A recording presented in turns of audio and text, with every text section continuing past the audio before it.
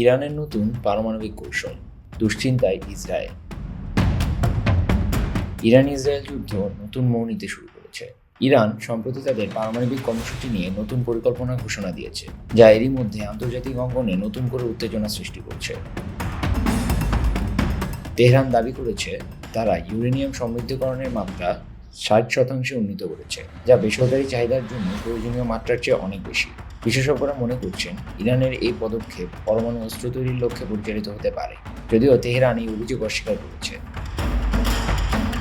ইরানের পররাষ্ট্রমন্ত্রী Abbas Araghchi বলেছেন, পারমাণবিক অস্ত্র তৈরির সক্ষমতা ইরানের রয়েছে, তবে এটি এখনও তাদের কৌশলগত পরিকল্পনার অংশ নয়।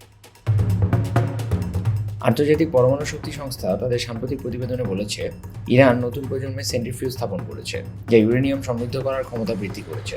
তেহরানের এই পদক্ষেপ 2015 সালের পারমাণবিক চুক্তির শর্তভঙ্গ করেছে বলে অভিযোগ করছে তারা। এদিকে ইরান আইএএ এর অতিরিক্ত প্রোটোকল মেনে চলা বন্ধ করে দিয়েছে, যা পরমাণু কর্মসূচি সম্পর্কে তথ্য সংগ্রহ যাচাই প্রক্রিয়ার বাধা সৃষ্টি করছে। ইরানের এই পদক্ষেপে মধ্যপ্রাচ্যে অস্থিরতা বাড়তে পারে বলে আশঙ্কা করা হচ্ছে। মার্কিন যুক্তরাষ্ট্র ও ইউরোপীয় দেশগুলোর বিষয়টি নিয়ে উদ্বেগ জানিয়েছে। যুক্তরাষ্ট্রের সাবেক প্রেসিডেন্ট ডোনাল্ড ট্রাম্পের আগের সময়ে ইরান পারমাণবিক কর্মসূচি পুনরায় পরিচালনা করে। ইউরোপীয় ইউনিয়ন ও ব্রিটেনে এ বিষয়ে ইরানের সঙ্গে আলোচনা চালিয়ে যেতে চাইলেও আশান্বিত হওয়ার মতো অগ্রগতি দেখা যাচ্ছে না। বিশ্লেষকরা বলেছেন, ইরানের এই সিদ্ধান্ত আন্তর্জাতিক নিষেধাজ্ঞা ও কূটনৈতিক চাপ আরও বাড়িয়ে তুলতে পারে। ইরান যদি ইউরেনিয়াম সমৃদ্ধকরণ 90% উন্নীত করে, তবে তা সরাসরি অস্ত্র তৈরির পথে চলে যাবে।